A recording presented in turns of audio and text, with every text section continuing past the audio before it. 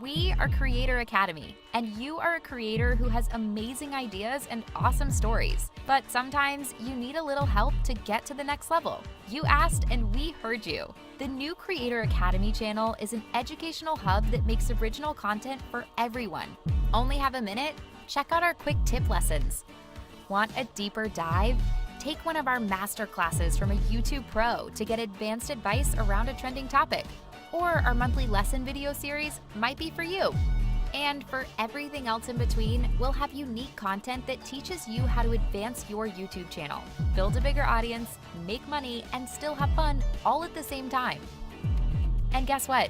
You don't have to wait to become a pro. Even if you're new to YouTube, Creator Academy has a website that can take you through the beginning steps. We have lessons for almost every topic. No matter where you are in your YouTube journey, there's likely a lesson for you and a story to go with it. Creator Academy is creators teaching creators, just like you. Subscribe and hit the bell to make sure you get alerted when your favorite topics are uploaded. And it's not just about getting a toolkit, it's about feeling supported and finding something new to help you every week. And who knows, maybe one day you'll be on this side of the screen sharing your tips and tricks. Fire and terror at YouTube headquarters in California. New information still is coming in, but we now know the shooter was a woman. Police say she's dead, and multiple people are wounded. The suspect's motive still unclear. What do you care about most deeply? How do you think the world needs to change? And most importantly, when's the last time you made a video about that?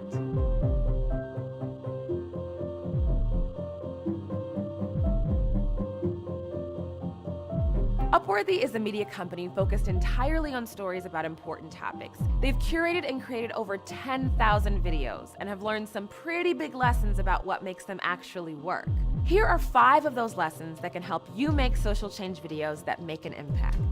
Number 1, your strength is your voice. Use it. Creating a video about a heavy topic like gender equality or racism doesn't mean that you have to change your tone, style, or technique. If your strength is comedy, use comedy. If your focus is beauty, use beauty. Breaking news from California. The active shooter emergency at YouTube headquarters in San Bruno, one of Silicon Valley's most high-profile companies. Police cars responding to 911 calls from inside. Neighboring buildings outside also put on lockdown. Multiple agencies responding to the scene. Heavily armed SWAT teams going in. Agents securing the scene, allowing people to come out, but with their hands in the air. And tonight we know the shooter was a woman. She's now dead and 4 others are injured. ABC senior national correspondent Matt Gutman starts us off. Shots fired during the lunch hour at the video colossus YouTube. The upturned chairs, the bullet casings, and the police emergency calls. Active shooter at 901 Cherry. Now tragically familiar, but not this. A female suspect. So confirming she is the suspect. Confirm, that's what we were told. We did locate a victim with what we believe to be a self-inflicted gunshot wound. It's a female, but the investigation is still ongoing. Law enforcement sources say the shooting appears to be the result of a domestic situation and that the suspect is 35 to 40 years old and has no apparent connection to YouTube. Number 2, stories stick while facts fade. Find the story. When delving into a new issue or topic, it's obviously important to do your homework, do some research, and get the facts. But don't expect those facts to be compelling or convincing on their own. Raw information alone doesn't actually make people care about social issues, but striking visuals and personal stories that make important ideas come alive, they do. Or ground your entire message in a personal experience. Domestic situation and that the suspect is 35 to 40 years old and has no apparent connection to YouTube. This is crazy. We're on lockdown. Domestic situation.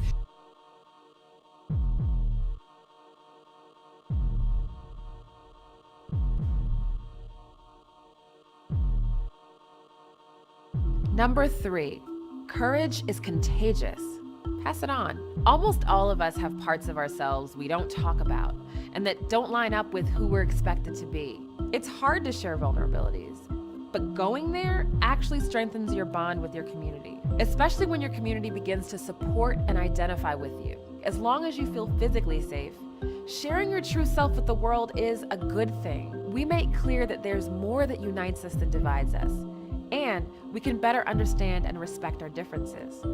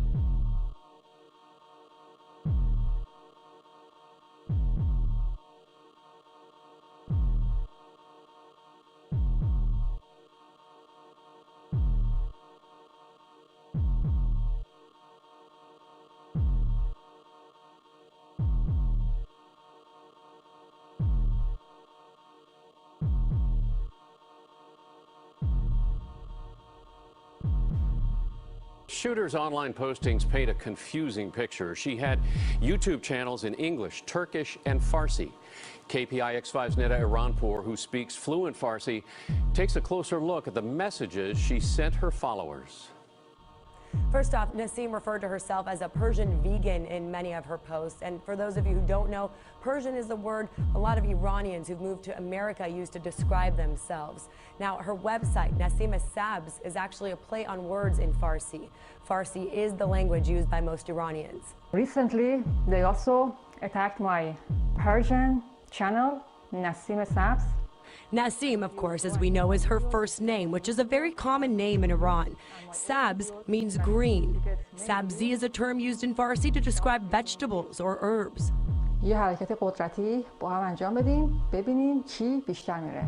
In this video, I hear her in Farsi say she's challenging the meat eaters out there to do a workout with her to see who can outlast the other. She does several squats in front of a blue backdrop. Do you dare not to kill for passion? You can also hear a song in English in the background against the killing of animals and against what she considers greedy business practices. Now, that's a pretty common theme in many of her YouTube clips, where she put together these pretty elaborate music videos at what looks to be a residence, and she also uses graphics to illustrate her point. In this particular message here, she says many people think that to be an athlete and to be strong, you have to eat meat or you'll be weak if you don't. But she says that's not the case. She also says she doesn't spend 24 hours a day working out, but considers herself an athlete because of her vegan lifestyle. In some of her other clips, she rants against YouTube, saying they prevented her from getting a lot of views. Now, many of her videos and social media posts have since been taken down. In the newsroom, Neda Iranpour, KPI. Number 4, communities are complicated. Learn from them. Talking about controversial, divisive issues can be tough. Remember, your community is made up of people who are just as complex and well-meaning as you are. Listen to them. Social change is a process, and we all evolve and make mistakes. The key is to figure out how to hear constructive feedback.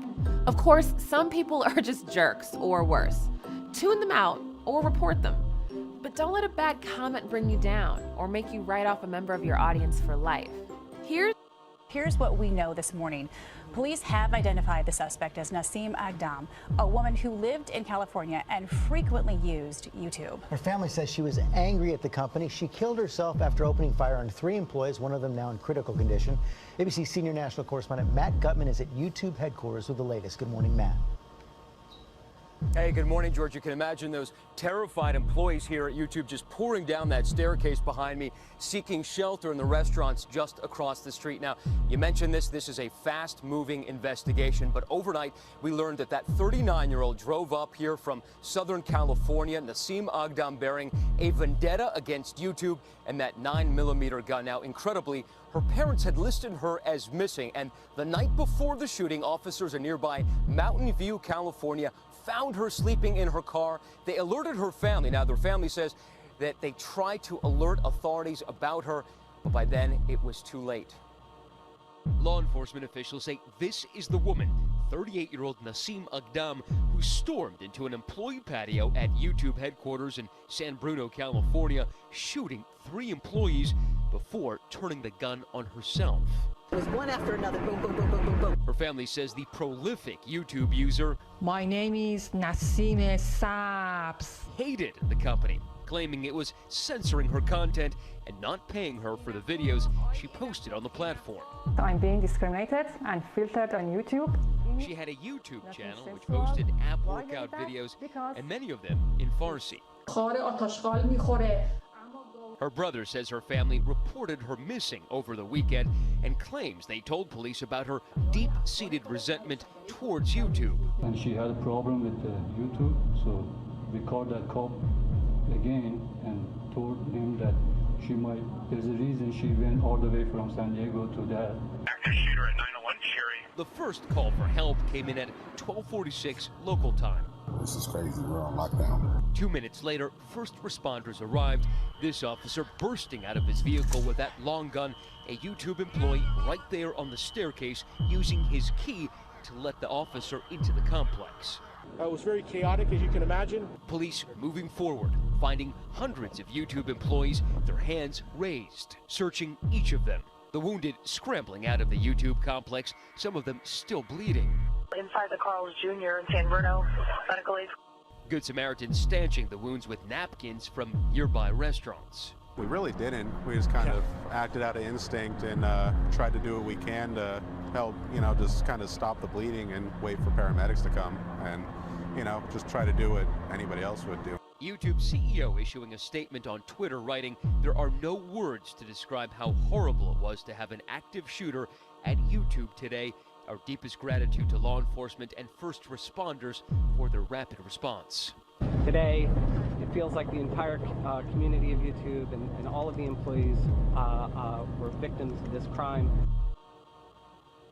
And George, 3 of Nasim Aghdam's victims remain in the hospital, 2 of them in serious to critical condition. Now, immediately after this shooting, it triggered a rash of conspiracy theories and hoaxes, rumors online.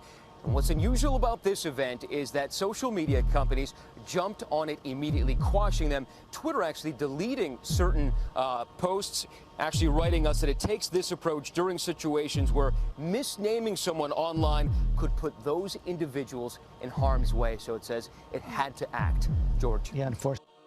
I have friends that are trans. I didn't mean it that way. It's just a joke. You're taking this too personally. I did all of the things that you're not supposed to do. So instead, I stopped and I listened. And they explained that if you're trans, having people try to figure out what your gender is like a daily battle. And it's not really fun and it's super rude. So once this was brought to my attention, I was like, you're right. I'm so sorry. Number 5. People want to help. Give them something to do. If people are taking the time to listen to you, odds are they want to help. You'd be surprised how many amazing videos highlight a problem or tell a compelling story and then don't make it clear what someone watching can do about it. Decide at the beginning what you're trying to accomplish and how you want your viewers to participate. Aghdam has family both in San Diego and the city of Menifee in Riverside County. Investigators did search both of those properties today. ATF agents combed through a dumpster near her grandmother's home in San Diego. They collected a bag of clothes and some other items. Federal agents were also spotted at the gunwoman's family home in Menifee. They were there for hours, though it's unclear what agents found during that search. Reporter Randy Page spoke to the shooter's family in Riverside County today. Randy? Well, and the family, as you can imagine, is asking for privacy, so we move back across the street. We, of course, are honoring this request. This is an Iranian family that is devastated. I'm sorry, I can't believe it. Nasim Aghdam's father, Ismail, emerged from his home this afternoon only long enough to hand out this written statement, which says, in part, our family is in absolute shock and can't make sense of what has happened yesterday. Although no words can describe our deep pain for this tragedy, our family would like to express their utmost regret, sorry for what has happened to innocent victims. This woman, who told us she was Nasim's aunt but would not give her name, described Nasim's online crusade in this way. Stop eating animals. And YouTube filter her videos. That way that happened, and I'm so sorry. I feel so bad for those people shot.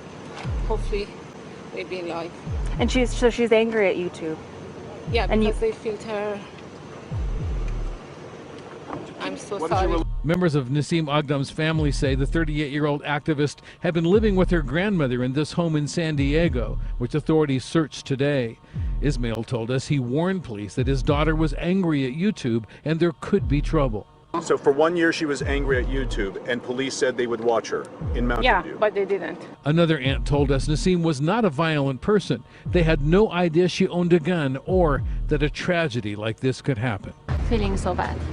Yeah, I'm feeling down. I'm feeling so sad for her. What's the family going through? They're so sad. Did you have any idea she had this potential to do this? No, I have any idea. Was she a loving person? Yes, of course. So the family is saying they warned police. Police are saying they never got that warning. Alan, one possible explanation for that is Ismail, the father here, speaks with an extremely strong accent. It's entirely possible. Remember, this is a phone conversation between the father here in Menifee and police in Mountain View. It's entirely possible that police didn't quite understand what he was trying to say. Hello, my name is Steve O. I'm the Chief Operating Officer at the Young Turks, and I'm here today to speak about getting started with monetization.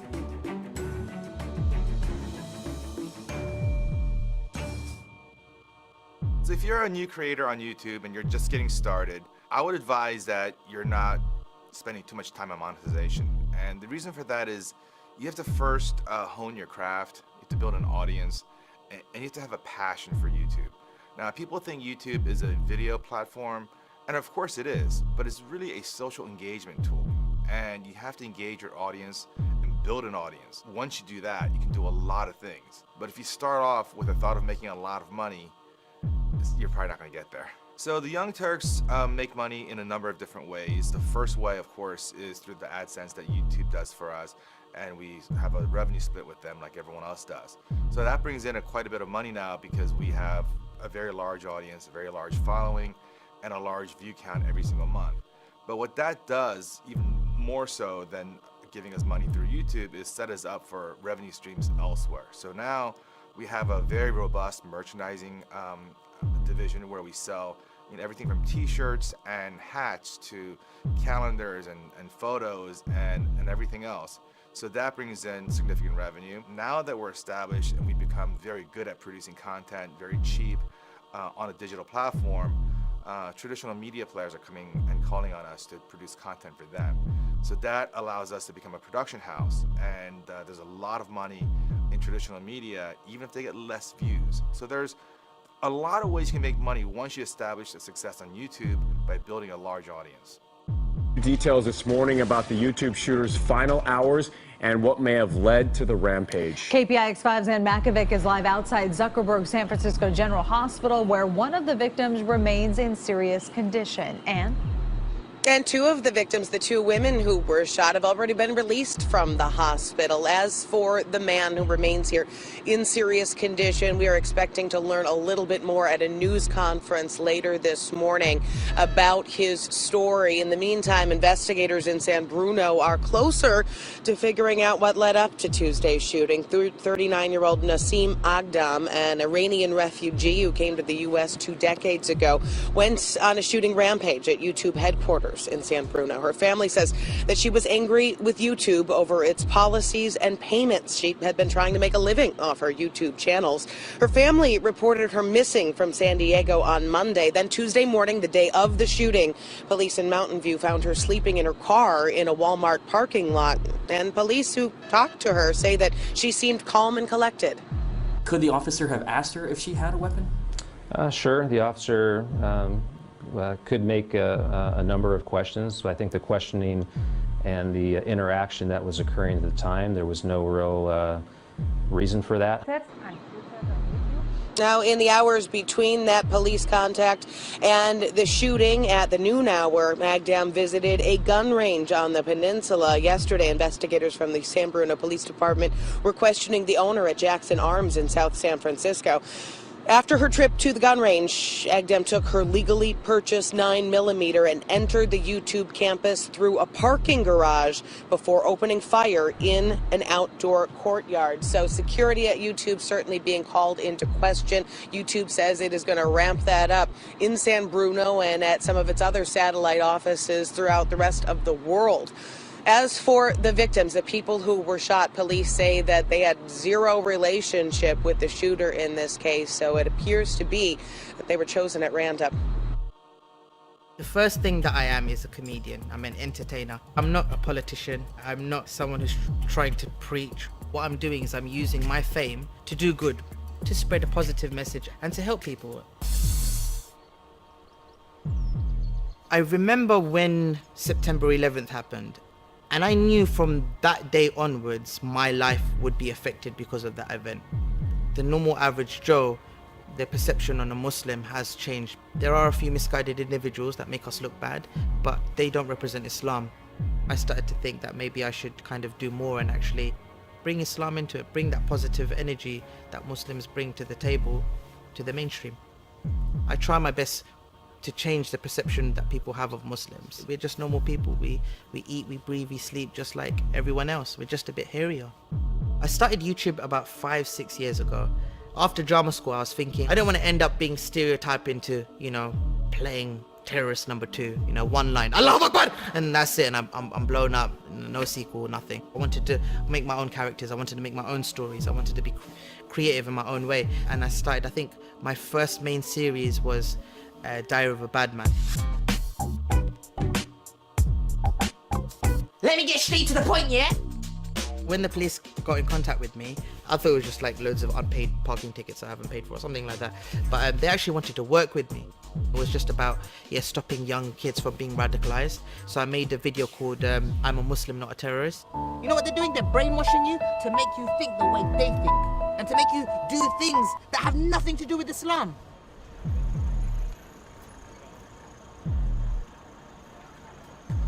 Alright, Snapchat, what you say, guys?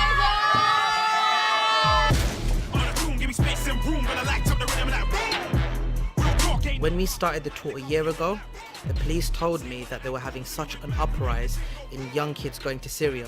Within that year, the amount of kids that are now going to Syria is actually nearly none. It's not even that bad, not even gonna lie. You should be Diary of a Good Man. See what I did there? Steady, go. Let me get straight to the point, yeah? YouTube allowed me to be a creative, to make anything that I wanted and to put it out there. It did change my life. Now I'm in a position where I'm known. People know of me. I'm a brand. It's great to know that, I speak for my own community and I represent them the best that I can. My main goal is just to make a positive change and a difference to people's lives. His daughter was very upset with YouTube and he warned police about her. Her numerous videos touch on a wide range of subjects and include parodies. Police believe the people she shot were chosen at random. Maria Villarreal is at Zuckerberg San Francisco General Hospital with the latest on her. Maria, good morning. Well, good morning. All 3 of the victims that were shot are recovering here at the South San Francisco hospital. The male victim is in critical condition.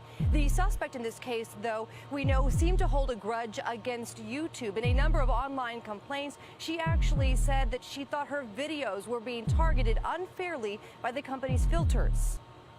I'm being discriminated and filtered on YouTube, and I'm not the only one.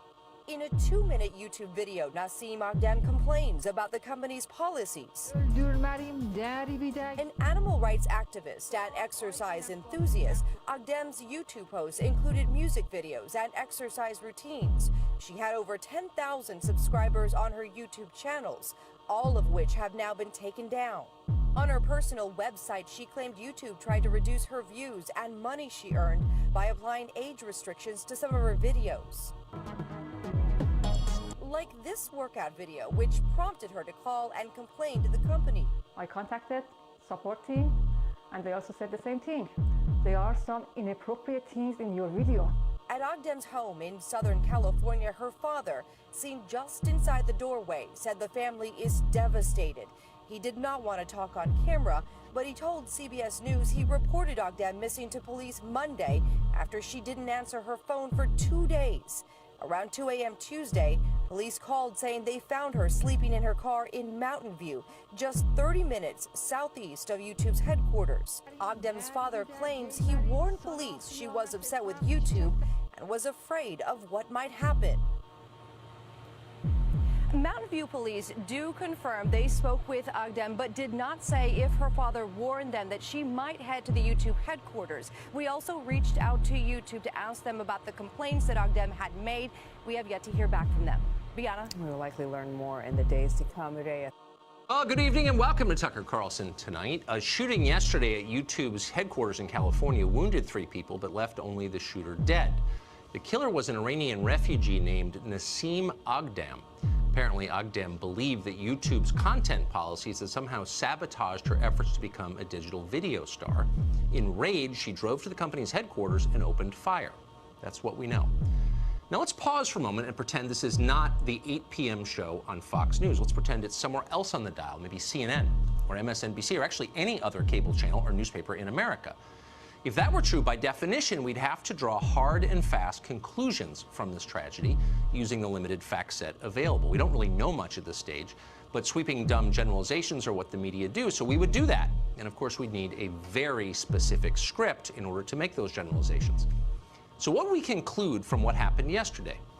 Well, first off, the shooter was a woman. She was female. So clearly, America has a problem with toxic femininity. And we need to address that crisis right away, starting with more university panel shaming an entire gender. Somebody alert the HR department to this. And then there's the gun. We'd focus relentlessly on the gun because nothing is more pivotal in a shooting than the weapon that was used. It's always the gun's fault, always. The shooter in this case used a Smith & Wesson 9mm handgun. Those guns need to be banned tomorrow, along with all other assault pistols. And if you disagree with that, you're evil. Next, the shooter was a vegan and a supporter of PETA. Therefore, PETA is now a terrorist organization. Anyone who supports PETA, even those supporters who disapprove of mass shootings, is a monster and has blood on his hands. Let's hope that CNN hosts a town hall meeting where YouTube employees can scream at PETA spokesmen. They deserve to be screamed at. They caused the shooting. But wait, media outlets aren't reaching any of those conclusions. Why not? Well, because there's no obvious way to use this shooting to advance the objectives of the Democratic Party. So the media will stop talking about it soon. That's how corrupt they are. They're also incredibly stupid, especially on the subject of firearms. The people yelling at you about guns on television aren't sure what end the bullet comes out of. They're kids, they're children, with all the ignorance and moral certainty of 5th graders. We could show you a million examples of that because they're everywhere. But here's the most amusing one we've seen recently. It happened yesterday. This is MSNBC's resident genius, Nicole Wallace, mistaking the opening of a soda can for gunfire. Watch. Steve Schmidt, I always go back to the horror of 9/11 and the complete reliance. You know, we are in our tribes, we're in our corners most of our lives. I think we just heard some gunshots. Should we listen to that for a second, control room? Is that not gunshots? Okay. Not gunshots? No, Nicole, not gunshots. Pretty funny. But be certain to listen very carefully as she lectures you about the Second Amendment, because she knows a lot about it. Pete Hegseth is Fox & Friends weekend host. He's a former member of the U.S. military, a decorated one, and he joins us tonight. So, Pete, it's a pretty simple question. We kind of know the script. We know the way these things unfold, how they're analyzed in the press. We draw sweeping conclusions from a pretty limited set of facts. You're not hearing that tonight. You're not hearing the other channels say toxic femininity is a threat to America. Why is that? Well, of course you're not. Wrong bad guy, Tucker. Wrong bad guy. Female of Iranian descent. She's a fitness buff. She's a vegan. She's a PETA member. Not an NRA member. Not a Trump supporter. Not a member of the NRA. And as a result, doesn't fit the very convenient narrative. And as a result, it's silence, Tucker. I mean, it is NBC, CBS, negligent coverage. ABC, glancing blow. NBC said she's apparently an animal rights activist. They're moving away from this as quickly as they can with almost, imagine if it was an NRA member that did this. Is he apparently an NRA member or is he actually an NRA member? In this case, apparently an animal rights activist, but no judgment or blood on the hands of a PETA member, always blood on the hands of an NRA member, because it would be absurd to me to define an entire population as violent because they believe in animal rights, just like it's absurd to believe an entire population of Second Amendment supporters believes in violence because they support our rights. We've learned that voice, story, courage, community, and action are the 5 fundamentals of social change video. Now, it's time to put them to use. Take 2 minutes and write down a topic you care about, and then come up with one quick idea for a video you could make. If you love it, make it. I can't wait to see the change you create.